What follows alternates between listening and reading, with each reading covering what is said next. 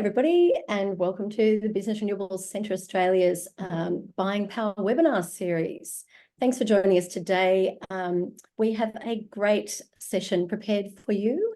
So today we are joined by a great group of panellists who are going to share their insights on two important topics that are also front of mind for many, particularly many energy buyers at the moment. First of all, what's happening in the PPA market and what can we expect this year? We had a huge year last year. This year's already looking to be pretty big just based on one or two PPAs that have already been executed. And secondly, many of our buyers will be looking at Scope 3 emissions reductions and how they can encourage their supply chains to address their electricity. So that's something that has popped up as a particular topic of interest for many of our buyers. So today we'll be addressing that. So today we're also going to launch the full version of our State of the Corporate PPA Market report for 2023. We launched the summary slides in October last year at All Energy in Melbourne.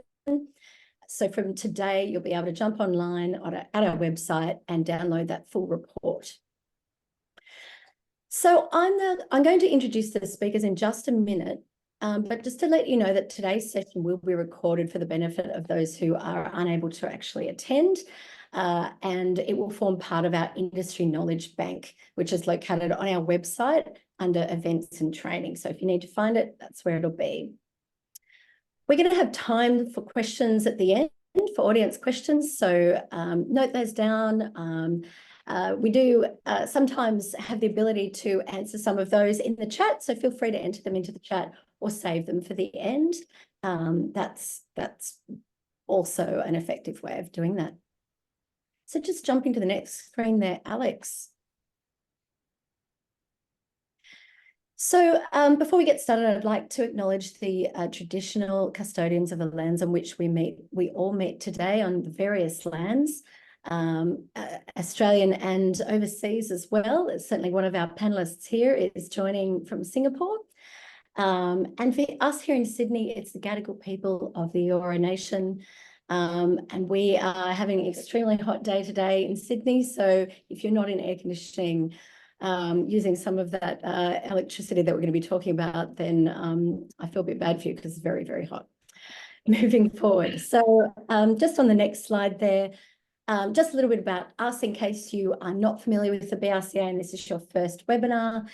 We launched in 2018 and we set several targets, including a goal to support the corporate PPA market to support 5 gigawatts of renewable energy projects via PPA by 2030. We actually achieved that goal last year, 7 years early, and our new goal is to help our members to support the federal government's goal of 82% renewables by 2030 with 12 gigawatts of renewable energy supported by corporate investors via PPA. We are an independent information and membership platform. We have a lot of training available, templates, connection, market and policy information and consultants lists. So if you are new and you're looking for these things, please get in touch with us. And yes, we are also a not-for-profit initiative. Just quickly, what's coming up this year? We mentioned at the end of last year that we are commencing a buyers group. We have received a grant from the City of Sydney.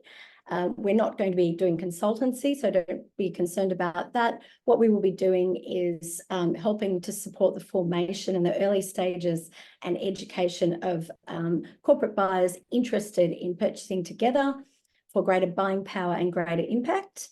And so that process is now commencing. So if you are interested in learning more, please jump on our website again or get in touch via email.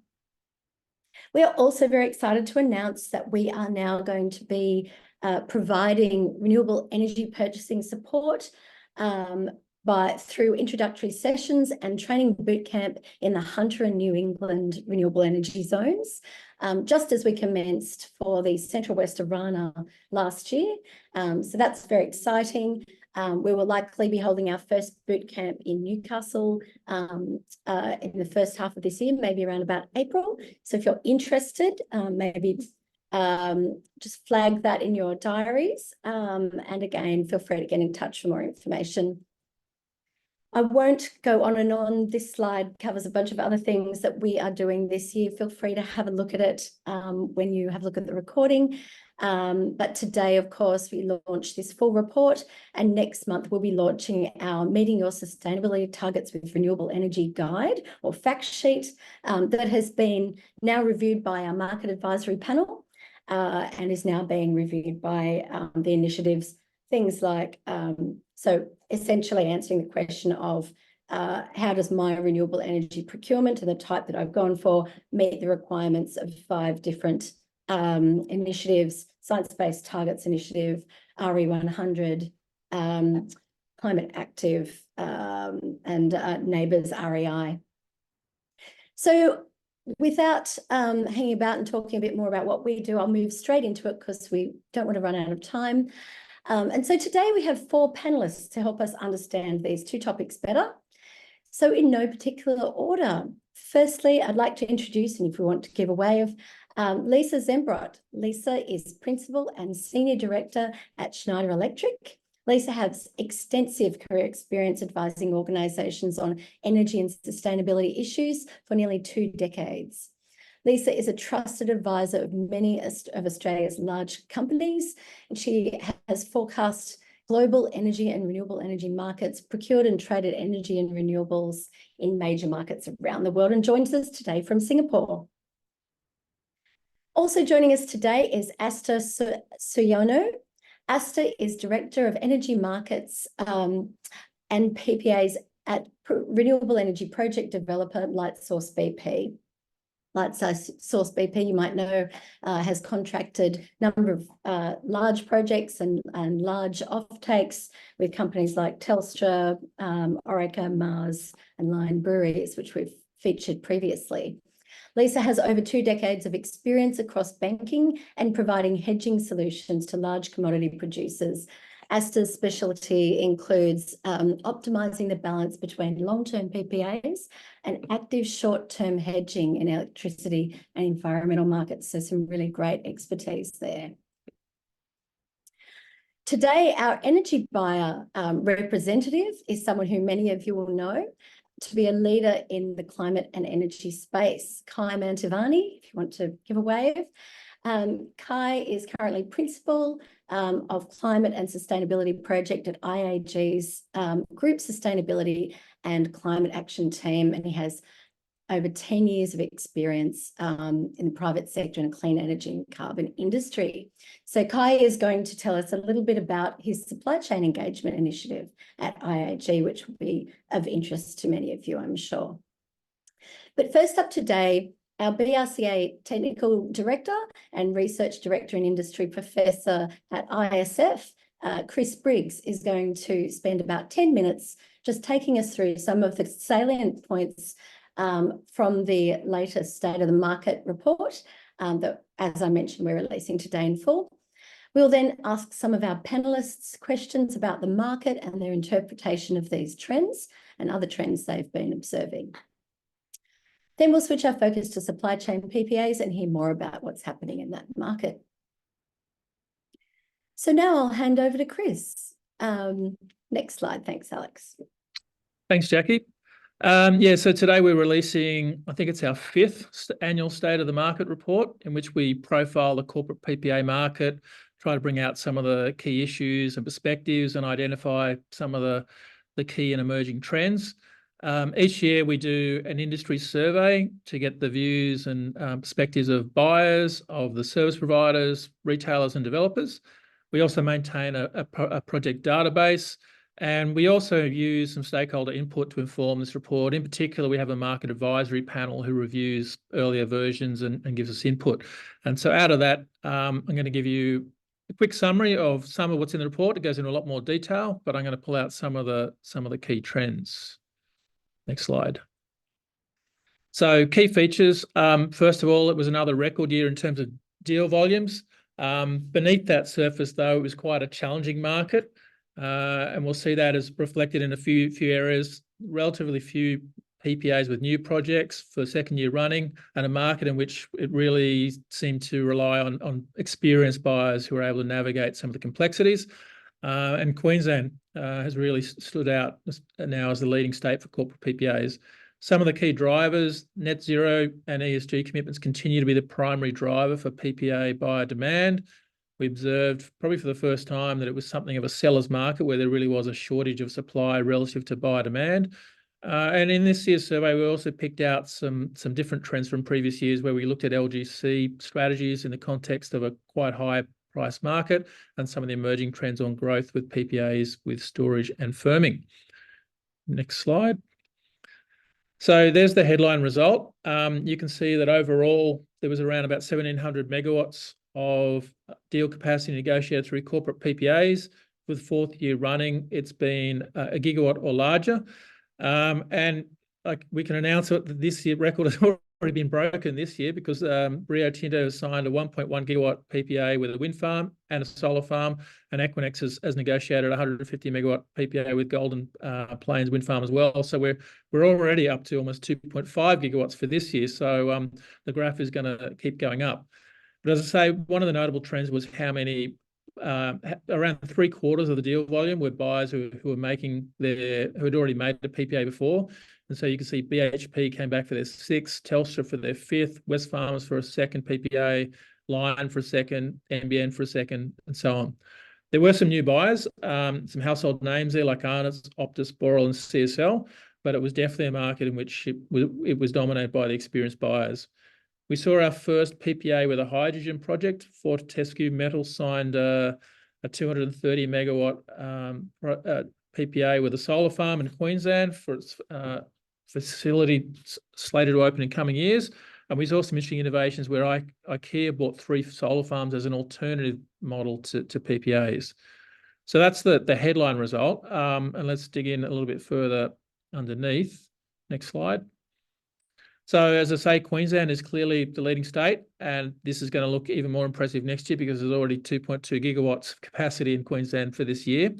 But you can see year on year, I guess from the right, New South Wales was the early leader, and Queensland has really become the leading corporate PPA state, with smaller numbers in Victoria and then less so in South Australia and West Australia as well.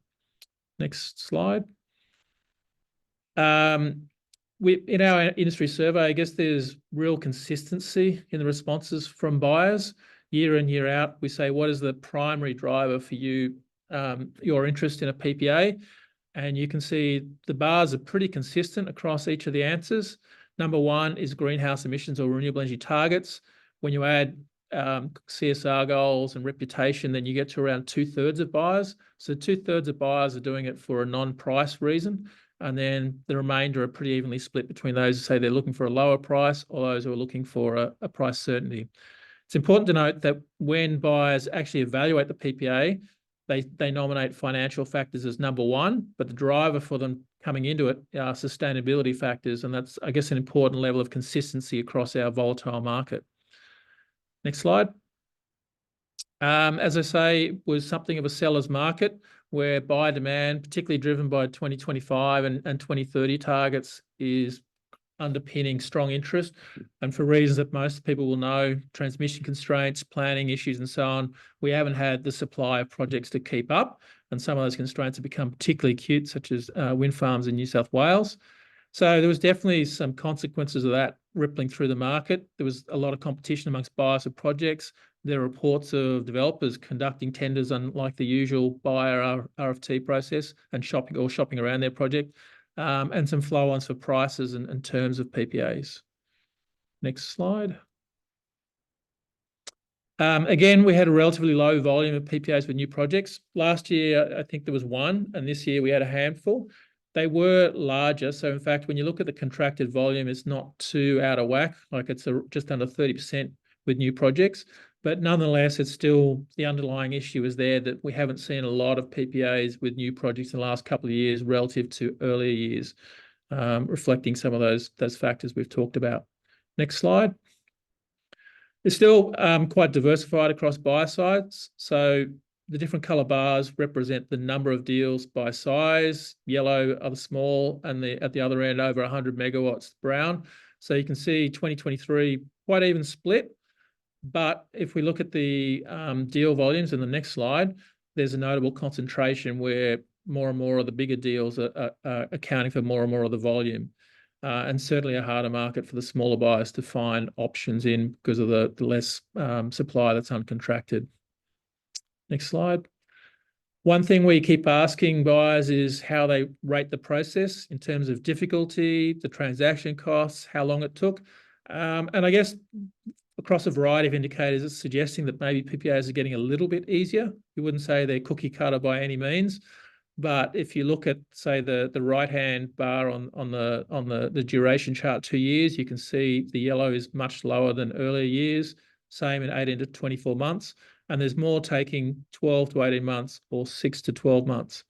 And likewise, when we ask people to rate how difficult it is, you can see on the far right, the orange bar is now quite small. There's a lot more who say, well, it was a 4 or a 3 rather than a 5. So I think that measures progress in some sense that it's becoming somewhat easier to do a PPA. Next slide. We asked this question for the first time. We've had, I guess, a lot of industry feedback about the impact of high LGC prices. They've held up much strongly than people expected. So you can see we asked buyers, what do you do with your LGCs? Around half said they're retiring them, but around sort of a fifth to a quarter are saying, well, we're selling them initially and then we're going to retire them later when we meet when we need them to meet our targets. And a smaller number are selling them, and some weren't sure. But interesting that only around about half are saying that they're actually retiring them currently. Next slide. The other new area we wanted to see if the emergence of firming and battery storage was making its way into PPAs. And the answer is, with advisors, yes. With buyers, not so much so. So with the service providers, around 3/4 of them said sometimes or commonly it's an issue. It becomes an issue in the PPA, whereas buyers, around 2/3 said never, and you add another 10% on for rarely, and so most of them are not dealing with it at this point. And it's probably still at the larger end, such as BHP did a PPA with CleanCo, which involves some pump storage and a big battery as well as multiple projects. And that's probably the immediate future with the larger buyers, industrial ones in particular, looking for firm solutions. Next slide. So that's a very quick run through. There's a lot more, I guess, different aspects of the market covered in the annual report, but that picks out a few key highlights for you. You're muted, Jackie. I was bound to do it at least once. Thanks, Chris. That was fantastic. There is obviously a lot more in the full report. And I guess given I've seen the full report myself, I've had the pleasure of being able to read through that. There is a section there, Chris, in the report that talks about the emergence of a new phase in renewables and PPAs, particularly with the new policies that we're seeing come up now, such as the capacity investment scheme, REGOs, etc. Can you tell us a little bit more about this and the relevance of these policies to the energy buyers and sellers in the market now? Yeah, one of the things we considered is whether we might be entering a new phase and what the implications of these big policy pieces that are coming through now, such as the capacity investment scheme, where the government's going to contract for 23 gigawatts of renewables and 9 gigawatts of battery storage through auctions. If we think back, I guess, through the sort of recent history of PPAs, there was sort of an early phase pre-2020 while the renewable energy target was running, where they were mostly large buyers doing wholesale PPAs directly with projects, looking to leverage additional value out of their and environmental impact out of their procurement. Then from 2020, the major retailers stopped signing PPAs essentially once they'd hit the 2020 target. But there was a sort of next tranche of retailers that became really active in developing retail PPA models and diversified the market out into sort of mid-scale buyers. And corporate PPAs, along with the big utilities in Queensland, really were the ones driving investment. So now with the new capacity investment scheme, we're probably entering a new phase. And I think there's a few different potential implications or scenarios to think about. One scenario is that it could crowd out corporate PPAs. It might be that projects look at this scheme as the main way to get debt finance and don't think about PPAs so much. I think our view is that there might be an element of that, but it's not likely to drive PPAs away because the underlying drivers amongst buyers are so strong, and because the scheme is really designed just to provide a minimum revenue for projects that can secure debt, so it doesn't really cover them entirely across their lifetimes. A second potential impact is that we could see a further concentration of PPAs in operating and commissioning phases rather than for new projects. If we look at Queensland, we've seen that with the big utilities signing PPAs, and then you see retail PPAs signed subsequently once the project has secured finance. So we could definitely see that sort of trend, I think, happening as the CIS scaled up. A third interesting development is whether or not we'll see projects becoming part of bids for the CIS. It's mostly modelled on New South Wales, and New South Wales has observed, and I've got a quote here from IMO Services, that they said previously buyers needed people needed a 15-year PPA with a creditworthy utility in order to get a project built. They're showing up to our tenders and saying we need enough financial support from the LTESs, the auction contract, to pay our debt, but we've got a 5-year contract with a medium-sized company or a large corporate or a new entrant retailer, and our equity investors are happy to take the risk that we get another contract in another 5 years. So we might see PPAs becoming part of that process, though one would think that it's mostly going to be the larger buyers. There's a lot you need to do to get a bid in, so there might be a smaller number of new projects. So we're probably going to get a mix of those three things depending on, I guess, how the strategies of different players. And I guess the wider question about for buyers is that, well, firstly, there's going to be more supply, one would think, coming through. Secondly, there's sort of the additionality question. I mean, legally, additionality is achieved simply if you retire the LGCs, but for many, true additionality means that you're involved in helping a new project get away. And it's important, obviously, that we see our larger buyers still do that and sign PPAs with new projects. IEMO says we need 6 gigawatts a year to hit the 2022 target, so we need as much investment in new projects as possible. But I guess it's interesting that even if buyers are still participating in the secondary market, that from that quote from IMO Services, you can see the value of having a vibrant market that gives buyers and projects confidence that they're going to be able to contract down the road. So I guess from our perspective, a vibrant market looks like large buyers still signing projects with new projects, but then having that secondary market, which probably forms after these contracts are signed for the CIS. But certainly I think buyers will need to think that as this happens, if it does become primarily a market around operating projects, the debate around additionality might intensify again, and with a sort of scrutiny on greenwashing and how genuine corporate commitments are, it's something buyers are going to really need to think about how the environmental credentials of their PPA stack up. Yeah, some really important issues in there. So certainly a key policy worth keeping track of for buyers, and obviously also for the supply side there. Thanks very much, Chris. So now we're going to ask a couple of questions from our panel, particularly, first of all, on this market, the future market trends. I'll go first to Asta.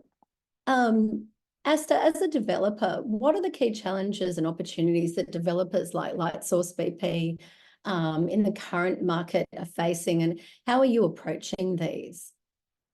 Yeah, thanks, Jackie. Maybe just before I answer the question, I just wanted to go back to my introduction. I think there's a mention that perhaps we might have signed a PPA with Telstra. Just wanted to clarify that we'll want to, and perhaps we might do that in the track. No, that's okay. We're not there yet, but yeah, certainly we've signed a number of PPAs with large corporates for our new development assets, which have all supported and underpinned the ability for those projects to actually get the financing and get built. But yes, so challenges and opportunities. Might start with the challenges first, just the bad news, not the bad news, but I think for developers, the challenges have always been and kind of maintain the main ones and the main milestones to getting any new projects to financial close and build is always grid approval and planning. So that's probably been those two functions are, I guess, the first that comes into any new development or greenfield project. They come in really before anything else, and it might take sort of between 1.5 to 2 years to get both or either of those approved. where there's always been a huge process through that. As you can understand, obviously, there's a lot of things to consider along planning and project permitting, stakeholder engagement, all the environmental impacts. So there's always a process for that, and that's completely understood.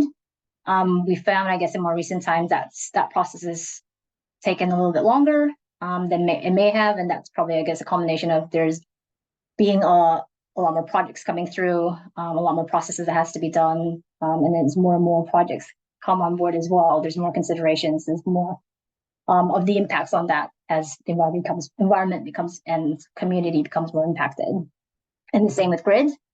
Grid is an important part. Obviously, I think there's already been a lot of projects coming on board in Australia, and a lot of the easier or best spots on the grid is sort of already taken. So now we're going into areas of the grid that's a little bit more complicated and therefore harder to get connected on, a lot more considerations, and that's taking a bit more time and a lot more inward in the process to get there. But the other thing as well, as you mentioned, Chris, with the target for renewables that the Australian government has, there's a lot of new projects that needs to get built, but they also then need to get connected, obviously, to the grid. And like we've already seen, there's a huge need for new transmission lines, and we're already seeing some delays onto that. That's going to have some ripple effect in terms of being able to connect all these projects. But I think obviously the government's working through that, the industry is working through that, and but they do have impact,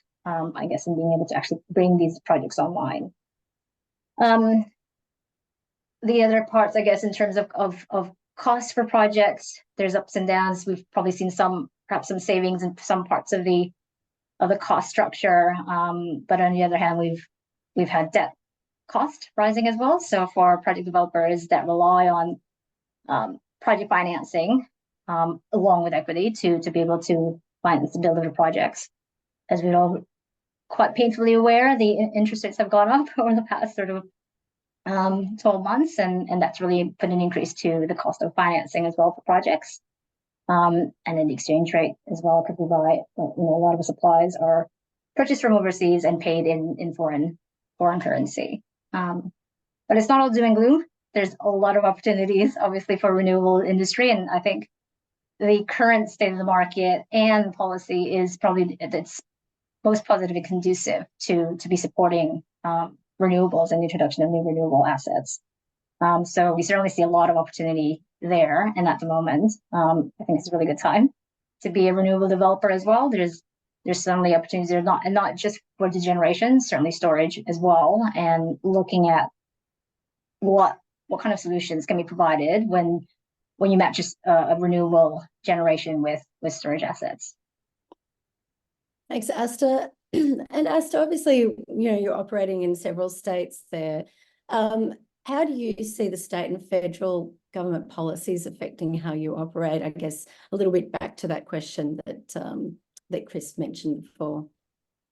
Yeah. Again, as I mentioned, the overall government policy at the moment is quite positive. I think even just the states and federal government's targets on renewable energy and reduction of emissions, it's all supportive towards building or increasing renewable generation and the storage to support that onto the grid. Perhaps in more detail and going down to the more practical parts in the planning, I guess, and project permitting, it varies slightly between state to state, and I think it's just working through those. I think as you get more projects on board and new learnings are made, they do change around some of those rules, those planning rules, in terms of what you need to do or what you need to have across for your projects, and it's just a matter of constantly being on top of that. But overall, we do see the current government policies as being very supportive, including the CIS that was mentioned before, the Capital Investment Scheme. I guess that's the federal government's preeminent vehicle to achieve the 82% renewable target in Australia, and that I think will quite encourage, I guess, by the expansion of that scheme. Yeah, it's certainly an increasingly positive landscape from that policy perspective, isn't it? Thanks very much, Asta. Moving across to Lisa now. Lisa, obviously, you're very involved in the market and would be experiencing firsthand a lot of the trends that we were talking about earlier. Which of the State of the Market report findings really resonated with your experience in the PPA market? One of the things that jumped out to me that I felt was quite interesting to recognize from a historical perspective and then think about what it might look like in the future was the volume of PPAs relative to the type.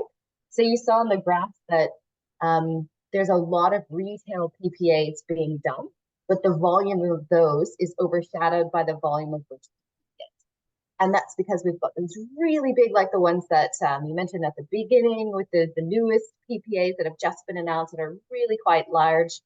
And I think we'll continue to see that, particularly as we move into the supply chains, right? Because as we move into the supply chains, yes, you'll tackle some of the largest of your suppliers first, but then you move into SME suppliers where you're going to be doing retail PPAs and there'll be smaller volumes. So I think we're going to see a continuation of that. The other one that jumped out to me was the addition of batteries.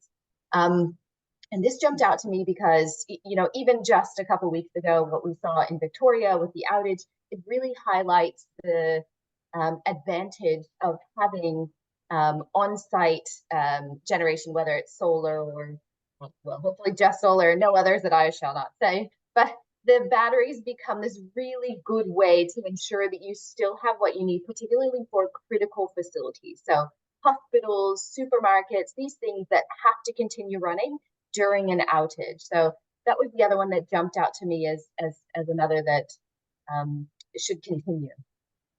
That energy security, yeah, absolutely. And we're seeing a lot more, I guess, you know, retailers looking at more battery in their offering as well, in order to look at some of that pricing and improve some of that pricing for their customers. So very interesting space. And what are you seeing in terms of innovation in the renewables market? What sort of trends do you expect to continue into 2024? Probably the biggest is, or one of the most advantageous to buyers, is flexible pricing. So giving the buyer the opportunity to have more market exposure in order to benefit more. So it's all about that risk versus reward, and everyone needs to choose exactly what's right for their risk profile, their particular organization. But being able to take a little bit more risk, whether it's firmed or unfirmed, is an interesting question. And that is something that brings value to the buyer in ways that are suitable for buyers in their individual situations. And that also ties into what I was saying before. So I didn't want to mention diesel generators, but we know that these critical facilities need these types of backups, right? And if we can have flexible pricing that allows the use of assets, particularly batteries, then we provide advantage to the grid. We provide a lower cost grid overall. And that's a really important thing when you're thinking about how can we bring more assets into the grid in an orchestrated way that gives us an overall better outcome in the grid with the most renewables possible. Yeah, fantastic. So we do have a little question there for Chris. Do you believe that the bigger year for Queensland in 2023 was out of necessity, i.e. more projects available in Queensland for buyers, or do you think it's a more positive view of the Queensland market compared with the rest of the NEM? That's probably a very difficult one to answer. If anyone has a view on that.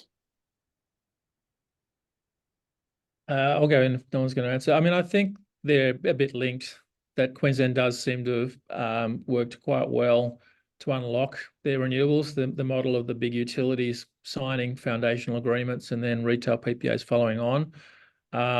So, you know, I mean, I guess we're reliant on the people we talk to and what we hear, but I think certainly there is a sense that Queensland is managing to get this done a little bit better than the other states at the moment. Fantastic. probably not a statement to make on state of the on the football day, state of origin days, but that's okay today. So just moving across now to the topic of supply chain PPAs. So many of our members are now looking to their supply chains to understand how they can decarbonise and reduce their Scope 3 emissions. So today we can hear a little bit more about this topic from Kai, who is involved in this type of a process and has taken up this initiative. So Kai, my first question to you is, can you give us a bit of a picture of what's involved and what your drivers are for doing this? Sure. Thanks, Jackie, and everyone from the BSA for having us today. Look, IAG we'll start from the very beginning, right? So back in October 2022, IAG released its updated Road to Net Zero. And as many other corporates in Australia and around the world, we've got our 2030 and 2050 targets. But the main drivers for us were that by FY24, we have a public commitment to increase our engagement through our insurance supply chain, and most importantly, with our subsidiaries. So as an insurance company, we not only work with a external supply chain through the claims process, but we also have our own subsidiaries. So that was one of the main drivers for us to start looking at this. But we also have the other public commitment, which is by FY25 we will be sourcing 100% renewable energy for our Australian operations. So we thought with those two main public commitments in place to support our 2030 and 2050 targets, we thought that would be a great opportunity for us to start exploring opportunities to decarbonize our supply chain. Most importantly, Scope 3 emissions is undoubtedly a bigger problem, or bigger than operations emissions, for a lot of businesses. And we thought no better time to actually start exploring opportunities there. And again, because of the nature of our business, having that subsidiaries part of our insurance supply chain, we thought that would be a great point to start.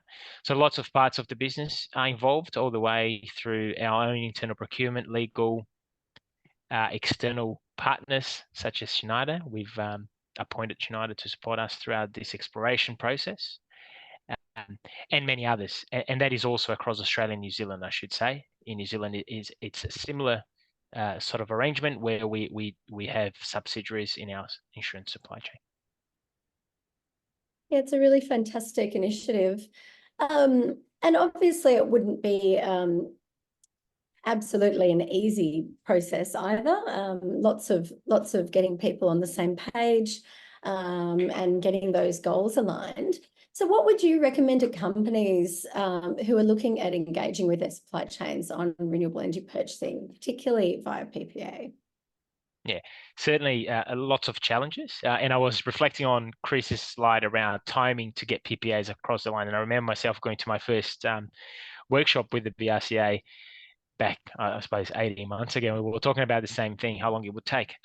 Certainly adding supply chain into the mix adds an extra layer of complexity. Again, we've seen other buyers groups and collaborations that have happened in the past, not many of those. And as you can imagine, different buyers as such would have different commercial requirements.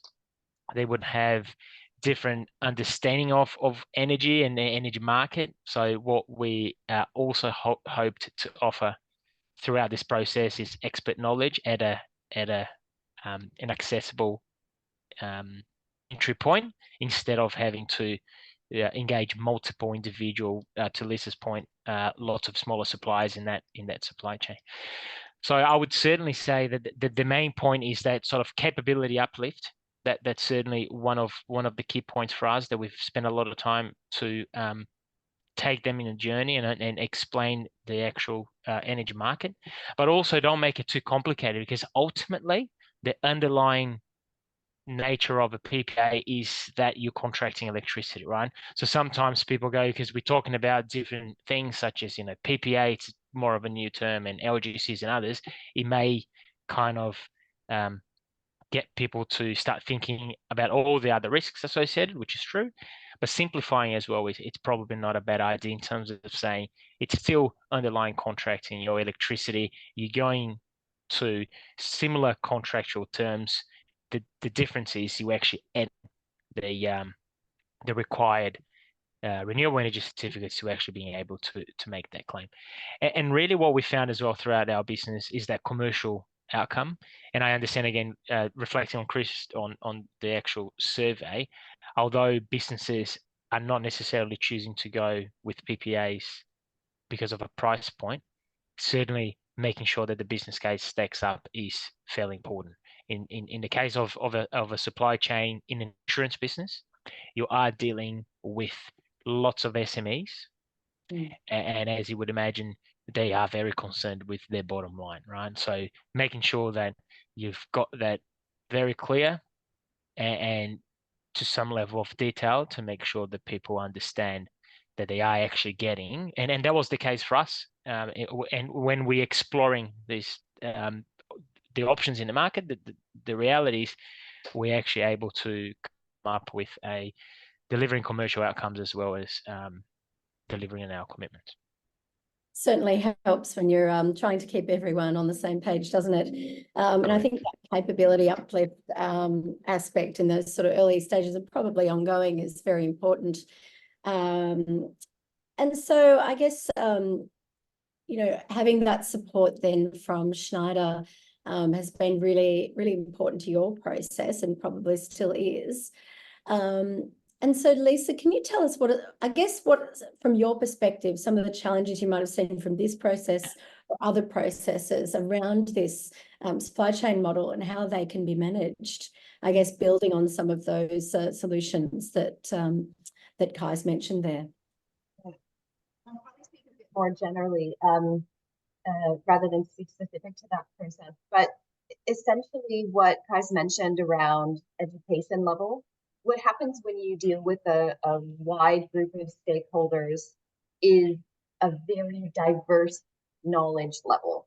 And as Kai mentioned, you need to bring all of these people up to a level of knowledge that makes them comfortable enough to understand what needs to be done in order to take action and actually reduce their scope 2 emissions, or scope 3 in the case of a supply chain and there's a sponsor.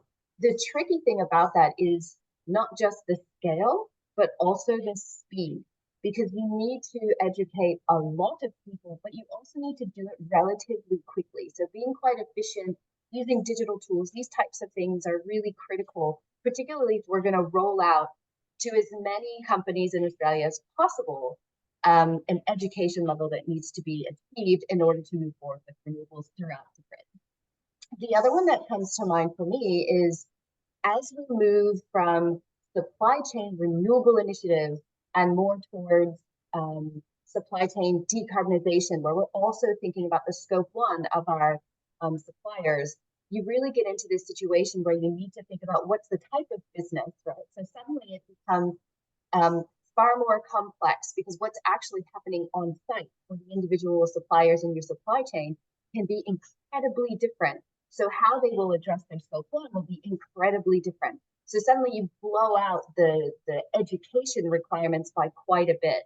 But it is something that we're going to have to tackle, and we're going to use, digital tools and platforms like the ones that we have in Schneider to be able to do that. But it's a challenge that we need to think about as a collective in order to achieve not just the scope 2, but later also the scope 1 within our scope 3. Yep, and that electrification for many and all of the various processes that they may be looking at and moving parts. So it's certainly a bit of a snapshot in time, isn't it, when you go ahead and do this. With regards to some of those tools, we also provide on our website, if anyone is looking at this, some basics, particularly for smaller buyers. We have retail PPAs for smaller buyers, education webinar that was supported by the City of Sydney, and also around green power and LGCs and things like that. So they're just really sort of, I guess, helpful tools that might provide a basis for companies that you may be talking to.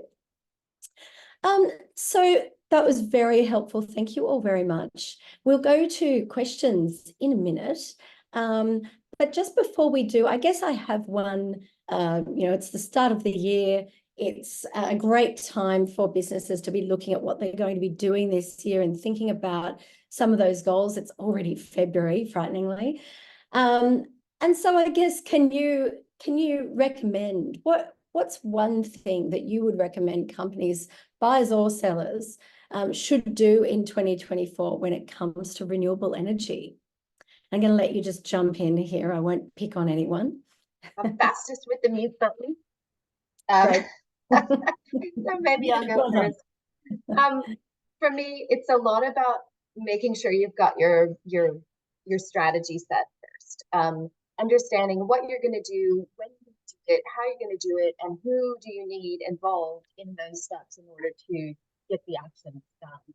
And again, particularly when you move into really big supply chains, understanding that strategy first, so the full plan, is really important so that you're rolling out in waves that make sense.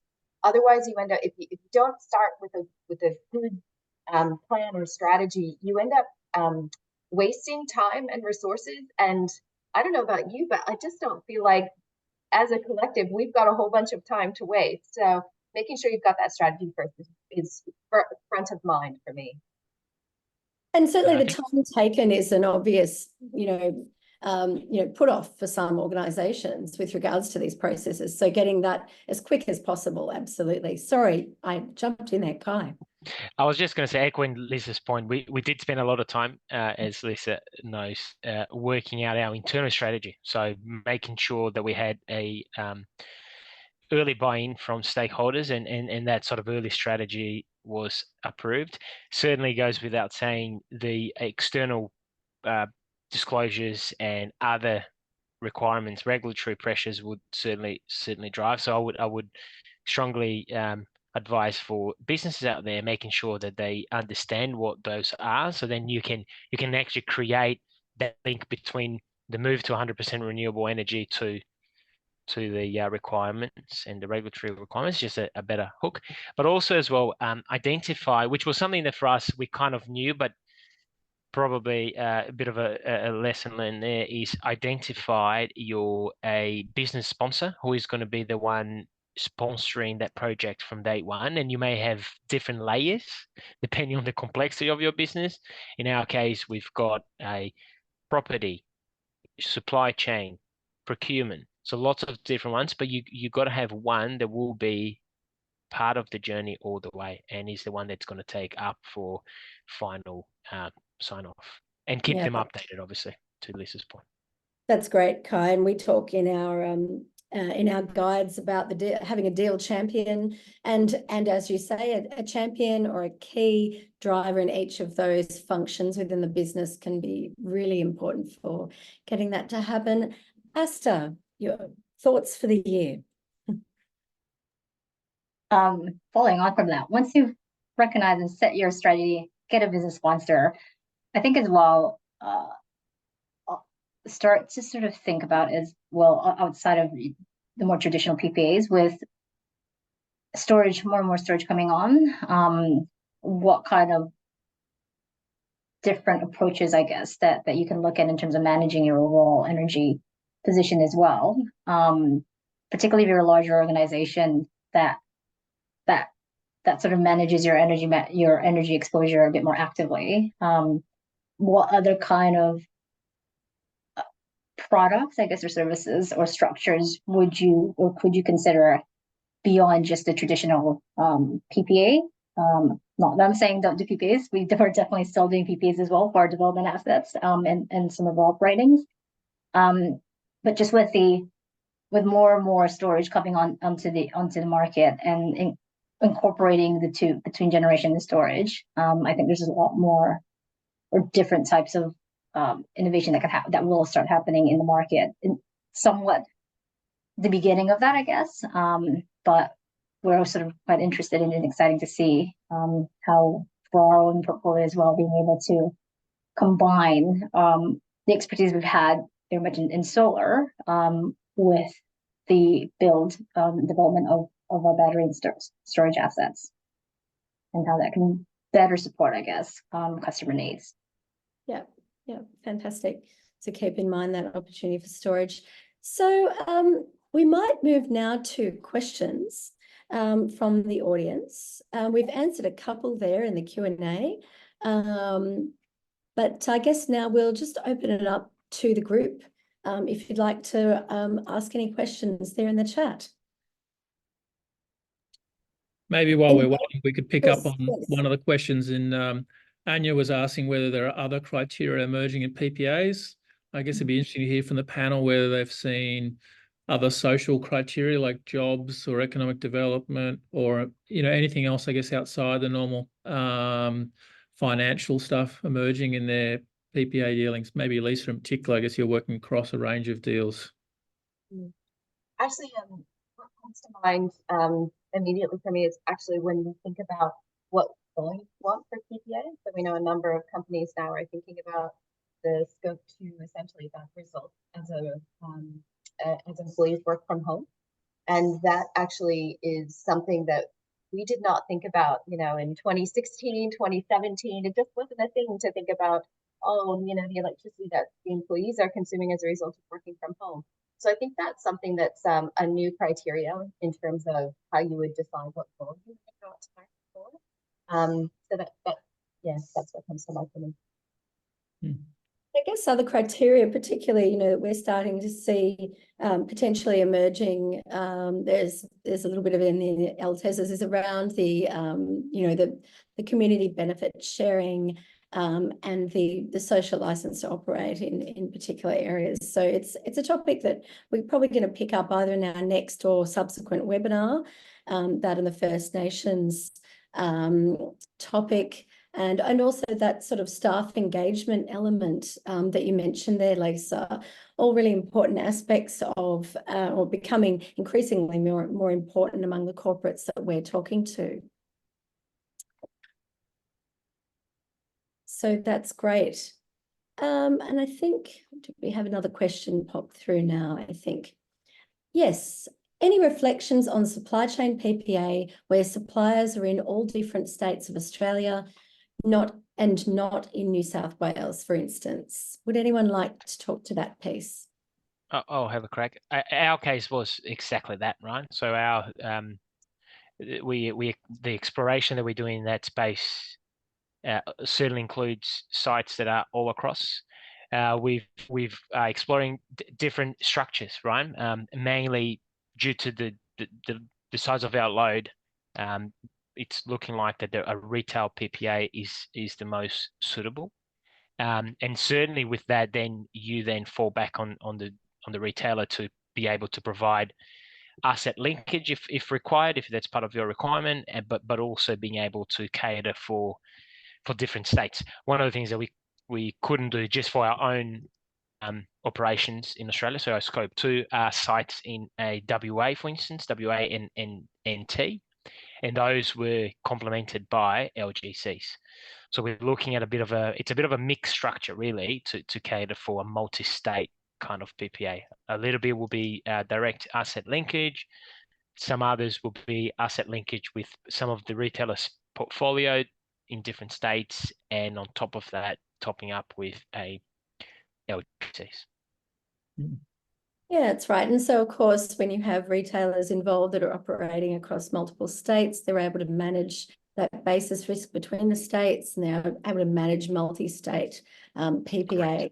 So it's something that is a very common activity for them, and not something you necessarily have to really worry about yourself, but just be aware of. So we've got a question here now. Can you brief on the emerging hydrogen energy sources into PPAs? So we, of course, saw, I think it was a green hydrogen PPA from Fortescue Metals in Queensland that we mentioned briefly. But Chris, I don't know if you want to talk to that point at all. I don't think there's a lot more to add. I mean, they're securing PPA ahead of opening a green hydrogen plant. I guess the only thing I would note is that Europe seems to have had more of these projects. So I guess it's probably something that's going to start emerging more, seeing more of these big projects that are locking in a supply for future hydrogen plants. But it's still very early in Australia. Yeah, that's right. Early days, but certainly a potential watch this space. We've got another question here with regards to pricing. So what does the panel think will happen to PPA prices with negative daytime pricing, quite common in the NEM at the moment, and how do generators mitigate against this? So the second part of that might be more to Asta and also Lisa. All right, I could start. Yes, it's an increasing phenomena, I guess, in the market, particularly in Victoria and South Australia. But as increasing renewable generation and solar rooftop installation occurs in the northern states, so we might see a bit of that trend increasing as well there. It is an issue, I guess, that we're contemplating as well. It's not a fix-all, but one of the solutions there really is going to be storage. And for us, which is why it's quite important to contemplate and include battery storage assets as well into our portfolio and across our sites, which I believe all developers or most developers are also considering the same thing, is being able to somewhat utilize that negative pricing in the middle of the day and shift that energy with a battery. Yeah, and nobody wants that negative price risk, really. Yeah, no. And I complement that. I think this is where orchestration can come in. This is where demand management needs to pick up, because if we think only about the supply side, we'll miss the ability and really we'll miss the need that we have to create a grid that needs to be as carbon-free as possible. We might never get to 100% all the time, but we should get as close to 100% for as much of the time throughout a day as possible. And the only way to achieve that is to think about the demand side as well. So earlier when I talked about supply chain decarbonization, this is where we move from buying renewables to thinking about how do we use the energy, when do we use the energy, how can we use less of it when it's expensive, how can we use more of it when it's cheap or plentiful, and it's more than just the supply and the storage. We have to bring in the consumer in all these new ways, and this is where some of those new products I was talking about come in again, to think about how can you advantage the consumer, drive the right behaviors by using products and pricing that give us what we need in the grid for the future. Yeah, fantastic. I think that's really nice, comprehensive response to that question from both of you. We have answered most of the questions there. Any final questions at this point before our lovely panel is no longer available to answer your burning questions? We're very happy to stay on a couple more minutes. And just while that's happening, so just to, I guess, recap, while you're thinking of any final questions you might want to ask, jump online today and have a look at that full final report. If you do have any other questions for any of the panel or for ourselves, we can seek an answer for you as you go through that.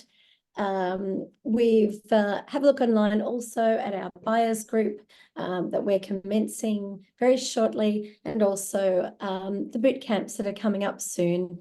If you're located in the Newcastle or New England regions, keep an eye out for those sessions, the boot camp and the introductory sessions. They won't be exclusive to those regions. If you are outside those regions, we're not going to say no to you at the door. So if you want to come and join those, as Kai did at the start of his journey, we'd be delighted to have you join us and ask as many questions there as you would like to. So just with one more minute to go, I don't think we've got any other questions popping up, but I'm just going to ask Alex to pop his screen on and say a very big thank you to Alex. Alex is leaving us and has been a fantastic project officer for the BRC-A. We're very sad to leave you, but very excited for you to leave us, but very excited that you're moving on to exciting new roles. So Thanks everyone for joining us today. Thank you to Alex for your wonderful work. And please thank our panel.